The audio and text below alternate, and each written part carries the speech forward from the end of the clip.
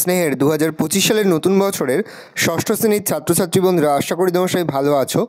আজ আমরা যে বিষয়টি নিয়ে আলোচনা করব, ষষ্ঠ শ্রেণীর ফার্স্ট সামারি অর্থাৎ প্রথম পর্যায়ক্রমিক মূল্যায়নের পরিবেশ ও বিজ্ঞানের কোশ্চেন পেপার নিয়ে। দেখো, সরাসরি স্ক্রিনে কিন্তু আমরা ষষ্ঠ শ্রেণীর ফার্স্ট সামারি অর্থাৎ প্রথম পর্যায়ক্রমিক মূল্যায়নের পরিবেশ ও বিজ্ঞানের কোশ্চেন পেপারটা দেখতে পাচ্ছ। ফুল মার্কস তোমাদের রয়েছে 30, আর সময় তোমাদের থাকবে 1 ঘন্টা। তোমরা শুনে নাও কী কী বিষয় তোমাদের ফার্স্ট সামারি অর্থাৎ প্রথম পর্যায়ক্রমিক মূল্যায়নে থাকবে। তোমাদের থাকবে পরিবেশ ও জীবজগতের পারস্পরিক নির্ভরতা অর্থাৎ প্রথম অধ্যায়, দ্বিতীয় অধ্যায় আমাদের চারপাশের ঘটনাসমূহ, আর থাকবে তৃতীয় অধ্যায় মৌলিক যৌগিক ও মিশ্র পদার্থ। এই বিষয়গুলো তোমাদের কিন্তু ফার্স্ট সামারি অর্থাৎ প্রথম পর্যায়ক্রমিক মূল্যায়নে থাকবে। এবার তোমরা কোশ্চেন পেপারটা দেখে নাও। একে থেকে রয়েছে সঠিক উত্তর নির্বাচন করে লেখো যে কোনো 12টি, প্রতিবিষ্টি মান 1 করে 1 × 12 = 12। প্রথম, ম্যালেরিয়ার ওষুধ হলো ফেনল, কুইনাইন, অ্যাসিটিলিন, পলিক্রল। উত্তর হবে কুইনাইন। হানিডিউটের মূল উপাদান ফ্যাট, প্রোটিন, ক্যালসিয়াম, শর্করা। উত্তর হবে শর্করা। আমাদের চোখ ভালো রাখতে সাহায্য করে vitamin B, vitamin K, vitamin A, vitamin E. উত্তর হবে ভিটামিন এ। কাঠের আসবাবপত্র পালিশ চকচকে করে তোলার জন্য ব্যবহার করা হয় রজন। তাহলে কাঠের আসবাবপত্র পালিশ চকচকে করে তোলার জন্য ব্যবহার করা হয় রজন। যক্ষা রোগে জীবাণু বাসা বাঁধে ফুসফুসে, লোহিত রক্তকণিকায়, মস্তিষ্কে, হৃৎপিণ্ডে। উত্তর হবে ফুসফুসে। খাবার খেয়ে হজম করা একমুখী পরিবর্তন, উভমুখী পরিবর্তন, ভৌত পরিবর্তন, দ্রুত পরিবর্তন। একমুখী পরিবর্তন। কৃষিক্ষেত্রে সার হিসেবে যা ব্যবহার করা হয় তা হলো নুন, ম্যালাথিয়ন, কার্বোরিল, ইউরিয়া। উত্তর হবে ইউরিয়া। কোনটি ভৌত পরিবর্তন? দুধ থেকে দই তৈরি, কাঠ পুড়ে যাওয়া, লোহা মরচে ধরা, বরফ গলে যাওয়া। উত্তর হবে বরফ গলে যাওয়া। লোহার জিনিসকে মরচে পড়ার হাত থেকে রক্ষা করতে লাগানো উচিত নারকেল তেল, সর্ষের তেল, তেল রং, মোম। উত্তর হবে তেল রং।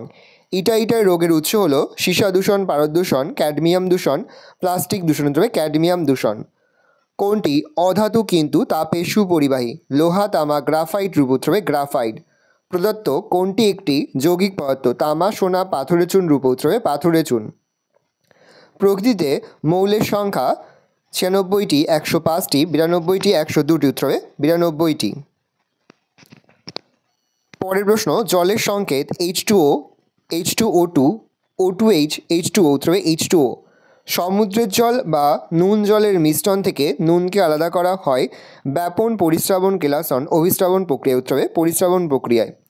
2 কথায় উত্তর দাও যে কোনো 6টি, প্রতিবিষ্টি মান 1 করে 1 × 6 = 6। এমন একটি গাছের নাম করো যার তন্তু আমরা কাজে লাগাই। উত্তর হবে পাট গাছ। একটি পরজীবী উদ্ভিদের উদাহরণ দাও। উত্তর হবে স্বর্ণলতা।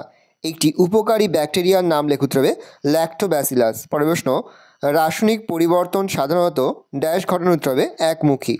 পাথুরে চুনে জল মেশালে রাসায়নিক বিক্রিয়ায় উৎপন্ন যৌগটির সংকেত কী হবে? উত্তর হবে কলিচুন।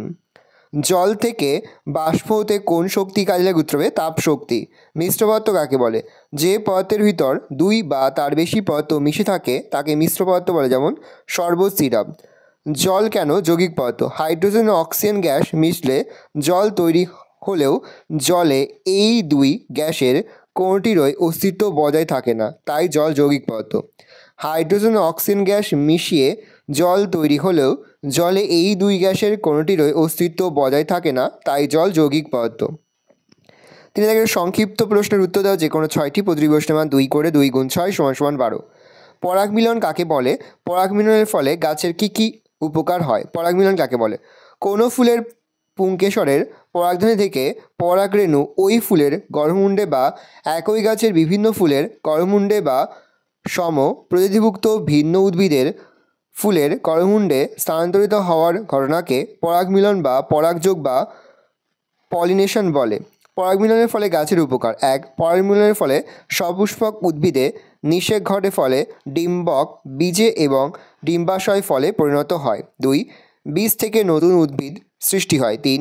ফল ও বীজ উদ্ভিদের বংশবিস্তারে সাহায্য করে। গাছ কি করে পরিবেশে অক্সিজেন, কার্বন ডাইঅক্সাইডের ভারসাম্য বজায় রাখে? আমরা ও অন্যান্য প্রাণীরা শ্বাসের সময় অক্সিজেন গ্যাস গ্রহণ করি ও কার্বন ডাইঅক্সাইড গ্যাস ত্যাগ করি।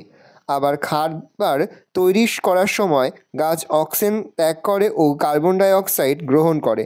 এর ফলে পরিবেশে শ্বাস নেওয়ার মতো যথেষ্ট অক্সিজেন যথেষ্ট পরিমাণে থাকে। আবার অধিক কার্বন ডাইঅক্সাইড পরিবেশে থাকলে যে সমস্যা দেখা দিত সেগুলিও হয় না। এইভাবেই গাছ অক্সিজেন কার্বন ডাই অক্সাইডের ভারসাম্য তথা পরিবেশগত ভারসাম্য বজায় রাখে। পরের প্রশ্ন, পাউরুটির গায়ে ফুটো থাকে কেন? পাউরুটির তৈরির জন্য ব্যবহৃত ময়দা বা আটায় থাকা শর্করাকে ইস্ট ভেঙে দেয় এবং তৈরি হয় CO2 ও অ্যালকোহল।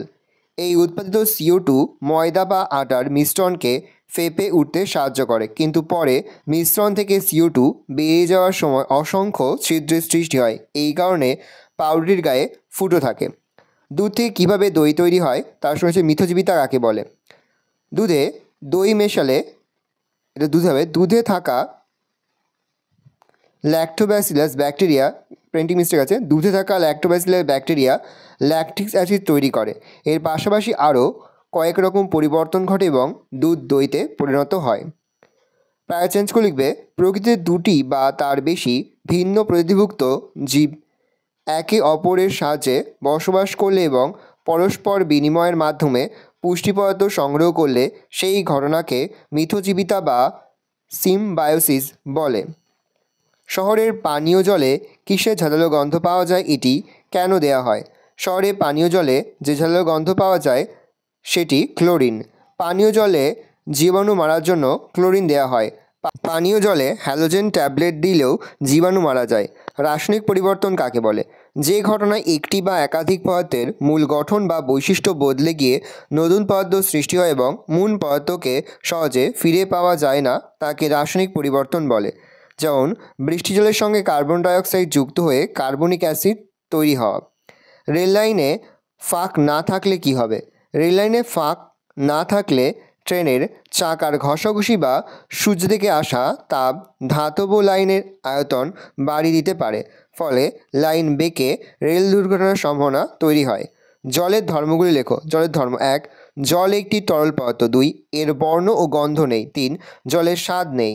প্রশ্ন, এটা বায়ু হবে। বায়ুকে মিশ্র পদার্থ বলা হয় কেন? বায়ুর মধ্যে অনেকগুলি উপাদান আছে, যেমন নাইট্রোজেন, অক্সিজেন, কার্বন ডাইঅক্সাইড, জলীয় বাষ্প, নিষ্ক্রিয় গ্যাস ইত্যাদি। এই উপাদানগুলি বায়ুতে বিভিন্ন আয়তন অনুপাতে থাকে। আবার বায়ুতে সব উপাদানগুলি নিজ নিজ ধর্ম বজায় রেখে পাশাপাশি অবস্থান করে, তাই বলা যায় বায়ু মিশ্র পদার্থ। যোজ্যতা কাকে বলে? উদাহরণ দাও। কোনো মৌলের পরমাণুর অপর কোনো মৌলের পরমাণুর সঙ্গে যুক্ত হয়ে যৌগ গঠন করার ক্ষমতাকে যোজ্যতা বলে। যেমন অক্সিজেনের যোজ্যতা 2। ভালো করে দেখে নাও, এই রয়েছে টোটাল তোমাদের ফার্স্ট সামেটিক অর্থাৎ প্রথম পর্যায়ক্রমিক মূল্যায়নের ষষ্ঠ শ্রেণীর পরিবেশ ও বিজ্ঞানের কোশ্চেন পেপার। ভালো কোশ্চেনটা দেখে নাও।